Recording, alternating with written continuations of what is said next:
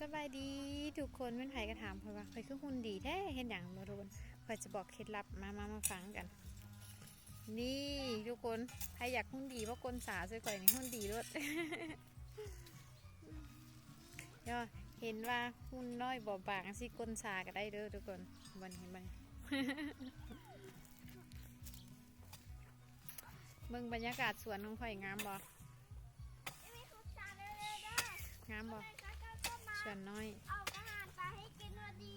อุ้ยได้ หืม ไอ้ไม่ยัง หน้ากับบูฮู้ลูก เอาไปให้หนูบ้าง หน้าบูฮู้จากว่าแม่นหยัง แม่เอาไปเอง เด็กน้อย ลูกหลานมันเล่นน้ำงามบ่บรรยากาศสวนข่อยได้นี่ทุกคนสวนน้อยข่อยอยู่บ้านพลคอเมืองไซธานีข่อยสิติดประกาศขายเด้อทุกคนสบายดีทุกคนข่อยลืมบอกดินนี่ข่อยกำลังติดประกาศขายเด้อทุกคนถ้าใครสนใจแบบว่าอยากประมาณแบบอยากเฮ็ดเงินสวนนะทุกคนประมาณดินประมาณ800 เมตรแต่ว่าตัวจริงก็ประมาณ1,000 ตารางเมตรนี่แหละทุกคนถ้าใครสนใจก็ทักมาได้เด้อทุกคนอันดาดินเป็นตั้งอยู่บ้านพลข้อเมืองไซธานีเด้อทุกคนดินทางจากทางใหญ่ประมาณ350 เมตรประมาณนี้ทุกคนหนทางกว้างขวางเข้ามากับหนทางก็สะดวกสบายได้ทุกคนเงินคนก็หลาย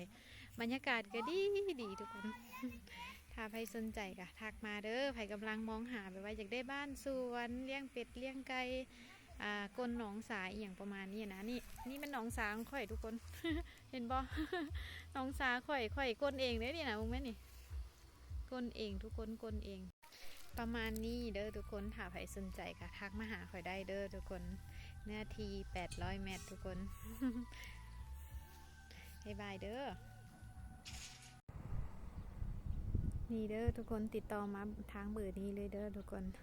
ถ้าใครสนใจทักทายมาเบอร์นี้เลยเด้อ